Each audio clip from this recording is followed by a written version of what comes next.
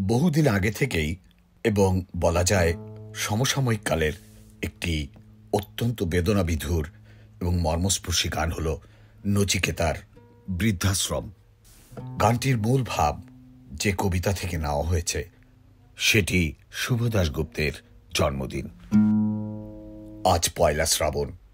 খোকন, আজ তোর জন্মদিন। তুই যখন জন্মেছিলি আমরা তখন যাদবপুরে নতুন গড়ে ওঠা কলোনির টালির ঘরে।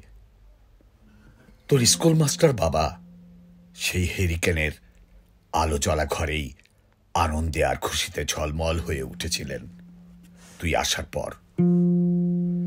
তোর নাম রেখেছিলেন সুকল্যাণ। মানুষটার মনটা ছিল শিশুর মতন। অভাবে অনটনে বেঁচে থাকার নানা দুর্বিপাকেও ভেঙে পড়তেন না কখনো। সকলের ভালো চাইতেন মন থেকে। বলতেন, দেখো, একদিন এই দেশের মানুষ ঠিক খুঁজে পাবে মুক্তির পথ। শোষণ থেকে মুক্তি, দারিদ্র থেকে মুক্তি, অশিক্ষা থেকে মুক্তি। আজ পয়লা শ্রাবণ। খোকন, আজ তোর জন্মদিন। ছোটবেলায় তোর মনে আছে আমাদের ভাঙা মেঝেতে বাক্স থেকে বের করা মেজো মাসির হাতে তৈরি করা আসনটা পেতে দিতাম। সামনে রাখতাম ঠাকুরের আসনের প্রদীপখানা। তুই বসতিস বাবু হয়ে চুপটি করে। তোকে আমরা একে একে ধান দুব্য মাথায় দিয়ে আশীর্বাদ করতাম। বাবা বলতেন, বড় হও, মানুষ হও। তোর বাবার সেই বন্ধু ঘোষ কাকা, তিনি বলতেন, বেঁচে বর্তে থাকো। তুই জিজ্ঞেস করতিস, মা, বর্তে মানে কি মা? আমি শুধু তোর মাথায় ধান দুব্বই দিতাম, বলতাম না কিছুই। শুধু মনে মনে বলতাম, ঠাকুর, আমার খোকনকে মস্ত বড় মানুষ করে তোলো। আমার খোকন যেন সত্যিই মানুষ হয়। ওর যেন কখনো কোনো বিপদ না হয় ঠাকুর। অভাবের সংসারে ওই একটা দিন পয়লা শ্রাবণ, কষ্টের পয়সায় একটু বাড়তি দুধ নিতাম, পায়েস রান্না করে দিতাম তোকে। তুই খুব ভালোবাসতিস পায়েস খেতে। তোর বাবা বাস স্ট্যান্ডের দোকান থেকে নিয়ে আসতেন তোর প্রিয় মিষ্টি, ছানার গজা। সামান্য স্কুল মাস্টারিতে কি বা আয় হতো? ঘরে বসে ছাত্র পড়িয়ে আসতো কিছু। দাও দাও অভাবের আগুনে সে রসদ পুড়তে সময় লাগতো না। তোর বাবার জামা সেলাই করতাম আর বারবার বলতাম, আসছে মাসে একটা জামা বানিয়ে নিও। উনি হেসে বলতেন, বাদ দাও তো, খোকন বড় হচ্ছে, ওর জন্য ভাবছি দুধ রাখতে হবে আরো আছের। দুধের শক্তি বাড়ে, বুদ্ধি বাড়ে। শক্তি আর বুদ্ধি না হলে তোমার খোকন মস্ত বড় মানুষ হয়ে উঠবে কি করে? ভাবছি আরো দুটো টিউশনই নেব। ছাত্র পড়িয়ে পড়িয়ে মানুষটা দিনের শেষে ক্লান্ত হয়ে যেতেন।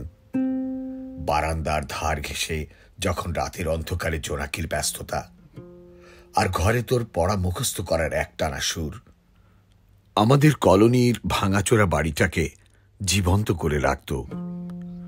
তখন বলতেন আমায়, খাওয়া দাওয়া একটু করো, তোমার চেহারাটা বড় ভেঙে পড়ছে দিন দিন। শাড়িটাও তো দেখছি বেশ ছিঁড়েছে। কালই আমি ফেরার পথে একটা শাড়ি নিয়ে আসব, ধারেই আনবো। আমি বলতাম, ধুর, সামনে খোকনের উঁচু ক্লাস, কত বইপত্তর কিনতে হবে, কত খরচ। উনি দীর্ঘশ্বাস ফেলে চুপ করে যেতেন। জোনাকেরা নিঃশব্দ অদৃশ্য আলোর আলপনা আঁকত উঠোনের আগাছার ঝোপে। আবহ সঙ্গীতের মতো তুই ভেতরে বসে বসে পড়া মুখস্থ করতিস, ইতিহাস, ভূগোল, গ্রামার। ঈশ্বর আমাদের নিরাশ করেননি। তুই কত বড় হলি, সব পরীক্ষায় কত ভালো ফল হলো তোর। বাবা বললেন, আরো পড়ো, উচ্চশিক্ষাই উচ্চ সম্মানের একমাত্র পথ। তুই আরো পড়লি। তারপর তোর চাকরি হলো কত বড় অফিসে। মনে আছে খোকা, প্রথম মাসের মাইনে হাতে পেয়েই তুই কত কি কিনে এনেছিলি? তখন তো আমরা উঠে এসেছি শ্যামবাজারে, দুকামরার বেশ সাজানো গোছানো বড় ফ্ল্যাট। তোর অফিস থেকেই তো দিয়েছিল সেই বাড়ি, সেই ঘর, সেই ব্যালকনি, কত স্মৃতি, কত ছবি। ওই বাড়িতেই তো আশ্বিনের ঝড়ো বিকেলে, তোর মনে আছে খোকন, তোর বাবা যে দিনটাতে চলে গেলেন, মনে আছে? তুই বাবার বুকের ওপর পড়ে যখন কাঁদছিলি হাপুস নয়নে। সদ্য স্বামীহারা আমি সেদিন তোর সেই অসহায় মুখ দেখে আরো বেশি করে ভেঙে পড়েছিলাম। তোকে বুকে টেনে নিয়েছিলাম ছোটবেলার মতো, বলেছিলাম, কাঁদিস না খোকা, আমি তো আছি।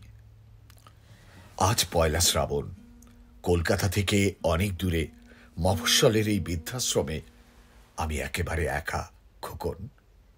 তোকে বড় দেখতে ইচ্ছে করছে রে, তোকে, বৌমাকে আর ছোট্ট বিল্টুকে। তোরা এখন কত দূরে? সল্ট লেকের মার্বেল বসানো ঝকঝকে বাড়িতে। আজ তোর জন্মদিনের নিশ্চয়ই খুব বড় পার্টি হচ্ছে, তাই না রে খোকন? লোকজন, হইচই, খাওয়া দাওয়া, খুব ভালো, খুব ভালো। খোকন, আজ পয়লা শ্রাবণ। আমার বড় মনে পড়ছে যাদবপুরের ভাঙা ঘরে রাত্রে তুই আমার পাশে শুয়ে মাঝে মাঝে হঠাৎ খুব ভয় পেয়ে জড়িয়ে ধরতিস আমাকে। আমি বলতাম, ভয় কি রে, আমি তো আছি, মা তো আছে খোকনের। যার মা থাকে তাকে কি ভূতে ধরে? তুই নিশ্চিন্ত হয়ে ঘুমিয়ে পড়তিস আমার বুক জুড়ে। তোর আধুনিক সংসারে এই বুড়িটার একটু ঠাঁই হলো না রে। প্রতিমাও তো মা, ওরও তো আছে আমার খোকনেরই মতো কোল আলো করা এক চাঁদের টুকরো। কিন্তু সময়ের কি আশ্চর্য পরিবর্তন। খোকন, তুই বোধহয় এখন আর পায়েস খাস না, তাই না রে? তুই জানিস না খোকন, আজ আমি সকালে পায়েস রান্না করেছি। হ্যাঁ, তোরই পাঠানো টাকায়। সারাদিন সেই পায়েসের বাটি সামনে নিয়ে বসে আছি রে, এখানে, এই বৃদ্ধাশ্রমে, আমার একলা ঘরে, আর কেউ নেই। তুই একবার আসবি খোকন, একবার, শুধু একবার। কবিতাটা একদম হৃদয় ছুঁয়ে গেল।